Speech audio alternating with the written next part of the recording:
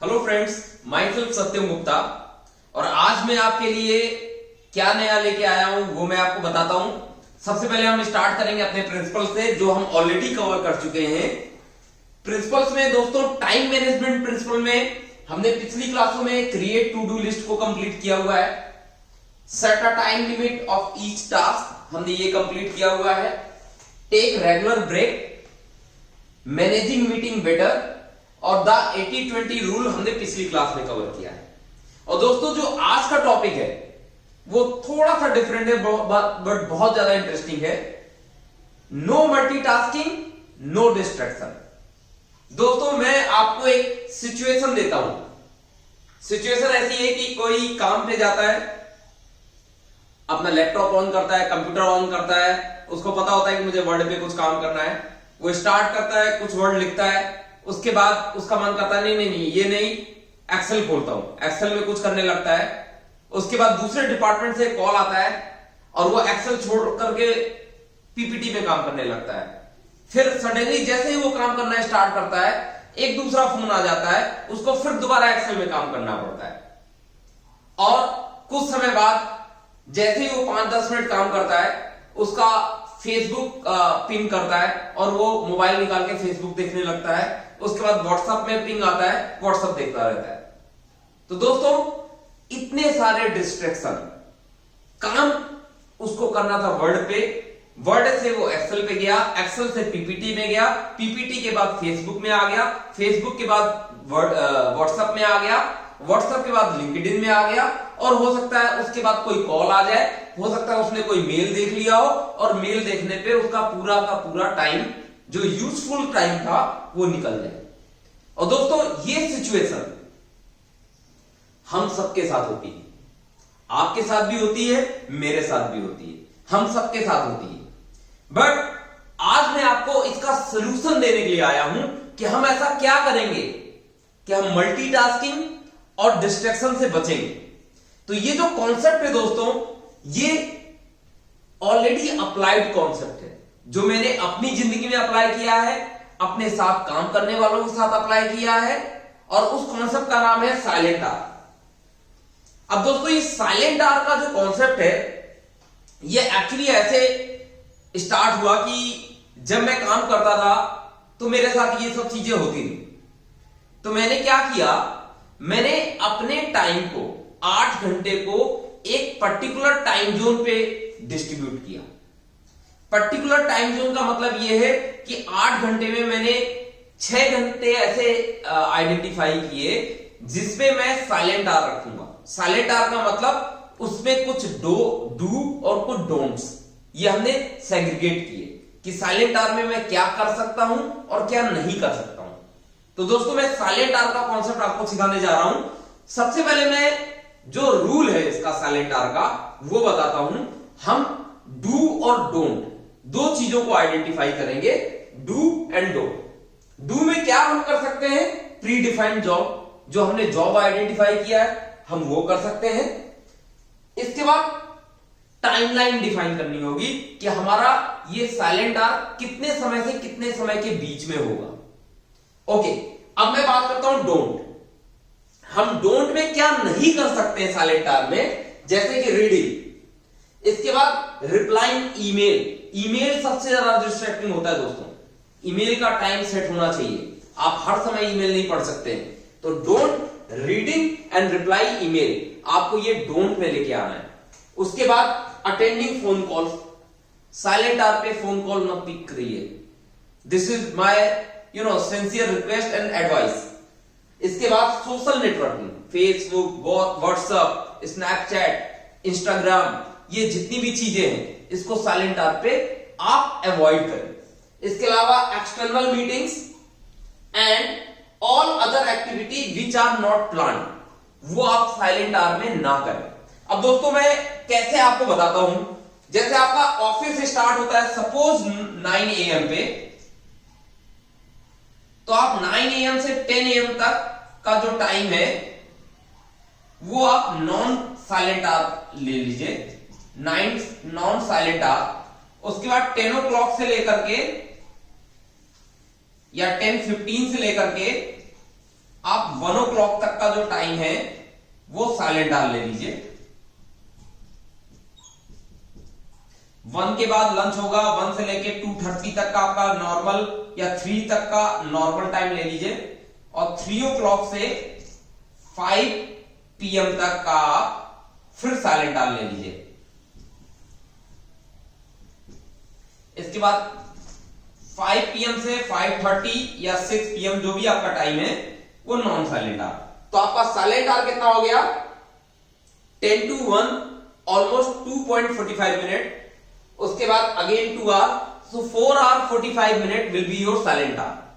और दोस्तों अगर आप इसको अप्लाई करते हैं तो आपका जो वर्क प्रोडक्टिविटी है वो जो आपको जनरल टाइम में मिलता है आपको उससे डबल मिलेगा। तो दोस्तों ये साइलेंट आर का कॉन्सेप्ट अगर आप अप्लाई करते हो तो आपको बहुत बेनिफिट होने वाला है। तो दोस्तों आज अब हम स्टार्ट करते हैं अपने टेक्निकल टॉपिक को। लास्ट टाइम हमने डिस्कस किया था आईजीसी टेस्टिंग के डिफरेंट प्रैक्टिस के बारे में, उसके अलावा प्रैक्टिस ए को हमने कवर किया था। आज मैं आपके सामने प्रैक्टिस बी लेके आया हूं। तो दोस्तों IGC test B, practice B, ASTM 8262 practice B, basically ये ferric sulphate sulphuric acid test है जिसका मेन पर्पज है डिटेक्ट करने के लिए susceptibility to intergranular attack in austenitic stainless steel. ये इसका मेन काम है। दोस्तों अगर मैं स्कोप की बात करता हूं तो इसमें 120 घंटे तक आपको फेरिक सल्फेट 50% सल्फ्यूरिक एसिड को आपको 120 घंटे तक बॉईल करना है, और इसके बाद टेस्ट कूपन को उसमें डालना है, और टेस्ट कूपन में आपको यह मेजर करना है कि सस्टेबिलिटी आपकी ऑस्टेनिटिक स्टेनलेस स्टील पे इंटरग्रेनुलर कितना क्रैक हो रहा है, कितना वेट लॉस हो रहा है, यह आपको आइडेंटिफाई करना होगा। अगर मैं टेस्ट समरी की बात करता हूं दोस्तों प्रैक्टिस बी में, तो स्पेसिमेन को आपको बॉइलिंग सॉल्यूशन में जो ferric sulphate and sulphuric acid है उसमें डालना होगा। पहला पॉइंट है दोस्तों ये कि स्पेसिमेन जो आपका टेस्ट कूपन है, टेस्ट कूपन को आपको ferric sulphate and sulphuric acid के मिक्सर में, आपको बॉइल्ड मिक्सर में इसको डालना होगा टेस्ट कूपन को। दूसरा पॉइंट है resulting mass loss is converted to corrosion rate. जब आप टेस्ट कूपन को ferric sulphate and sulphuric acid के बॉइलिंग लिक्विड में आप डालते हैं 120 घंटे के लिए, तो कुछ ना कुछ वेट लॉस होगा, और ये जो वेट लॉस है बेसिकली ये कोरोजन लॉस होता है। इसके बाद बिफोर टेस्टिंग आप प्रैक्टिस बी में कुछ ऐसे पर्टिकुलर मटेरियल हैं जिसमें आप प्रैक्टिस बी 5 दिन का, क्योंकि 120 घंटे का टेस्ट है, आप उसके पहले टेस्ट करके कुछ आइडेंटिफाई कर सकते हैं, जो कि मैंने लास्ट टाइम बताया था प्रैक्टिस बी। प्रैक्टिस ए टेस्ट करके आप आइडेंटिफाई कर सकते हैं जो कि रैपिड टेस्ट है। और वो किन किन मटेरियल के लिए मैंने आपको बताया था, जिसमें 304 था, 304L था, 316, 316L, 317, 317L, CF8, CF8M, CF3, CF8M। तो ये वो मटेरियल हैं जिनमें प्रैक्टिस बी करने के पहले अगर आपको स्क्रीनिंग करना है या आपको रैपिड टेस्ट करना है तो प्रैक्टिस ए आप अप्लाई कर सकते हैं, जिससे आपको आइडेंटिफाई हो जाएगा कि प्रैक्टिस बी करने की जरूरत है या नहीं है। अगर आपको प्रैक्टिस ए में सब कुछ होके मिलता है तो आप प्रैक्टिस बी मत करिए। अगर कुछ भी डाउट आपको मिलता है प्रैक्टिस ए में, अगर आपको कुछ दिखता है इंटरग्रेनुलर कुछ दिखता है कंपैरिजन के दौरान, तो आप उसको प्रैक्टिस बी कंटिन्यू कीजिए, क्योंकि प्रैक्टिस बी दोस्तों 120 घंटे का टेस्ट है जिसमें 5 दिन लगता है। इसके बाद दोस्तों मैं बात करूंगा कि जो इसका सॉल्यूशन है वो किस किस एलिमेंट से मिलकर बना होता है। तो रिजेंट एंड मटेरियल की बात करता हूं मैं दोस्तों, तो फेरिक सल्फेट हाइड्रेट जो Fe2SO4 3 एंड H2O, ये 75% ऑफ मास होना चाहिए, मतलब ये काफी ज्यादा हार्ड होगा, डाइल्यूट नहीं होगा दोस्तों। दूसरा जो सल्फ्यूरिक एसिड है वो भी H2SO4 95 to 98% बाई मास, इतना कॉन्सेंट्रेसिटी का होना चाहिए। इसके अलावा 600 ml ऑफ 50% सोल्यूशन अगर आपको तैयार करना है तो 400 ml reagent water plus 236 ml of reagent sulphuric acid plus 25 gram of reagent ferric sulphate, इन तीनों का आपको मिक्सचर लेना होगा। मिक्सचर लेने के बाद आपको इनको बॉईल करना पड़ेगा, boil until all ferric sulphate dissolve, जब तक कि सभी फेरिक सल्फेट जो आपने 25 ग्राम आपने ऐड किया है ये पूरा डिजोल्व ना हो जाए, आपको बॉईल करना पड़ेगा। इसके बाद emerge specimen and average the mass loss. आप जो टेस्ट कूपन इसमें डालने वाले हैं उस टेस्ट कूपन का आपको वेट लेना है। उसके बाद आप उस टेस्ट कूपन को इस लिक्विड में डाल देंगे और डालने के बाद 120 आवर के बाद आप उसका वेट चेक करेंगे कि उसमें लॉस कितना आ रहा है। इसके बाद दोस्तों मैं टेस्ट स्पेसिमेन के बारे में बताना चाहूंगा कि टेस्ट स्पेसिमेन को हम कैसे बनाते हैं। उसके लिए टेस्ट स्पेसिमेन आपका हीट ट्रीटेड होना चाहिए।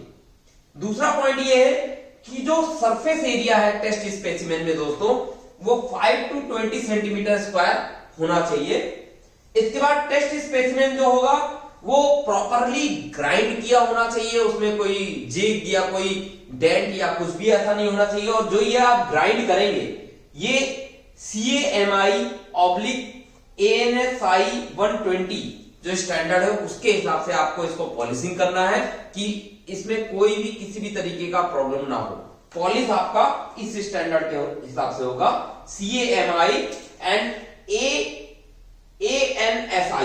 ANSI 120। दोस्तों इसके बाद एक कैलकुलेशन भी है कि हम वेट को कैसे कैलकुलेट करते हैं। कैलकुलेशन के लिए दोस्तों अगर कोरोजन रेट बहुत ही ज्यादा हाई है, एक्सट्रीमली हाई है, तो उसका कलर येलो और ग्रीन कलर का दिखेगा आफ्टर टेस्टिंग, आफ्टर 120 आवर। अब मैं दोस्तों बात करता हूं अगर वेट लॉस 2 ग्राम से ज्यादा हो जाता है तो आपको फेरिक सल्फेट और ज्यादा ऐड करना पड़ेगा, तो आपको पता और एक्चुअल कंडीशन पता चलेगी।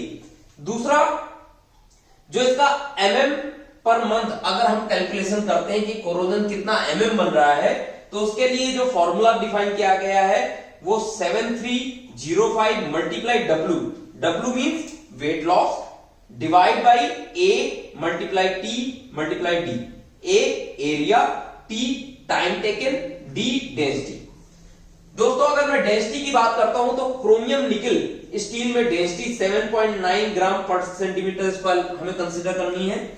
अगर मैं क्रोम निकल मॉली स्टील की बात करता हूं जैसे 316 है उसमें मॉली होता है तो उस स्टील में 8 ग्राम पर सेंटीमीटर स्क्वायर हमें कैलकुलेट करना पड़ेगा।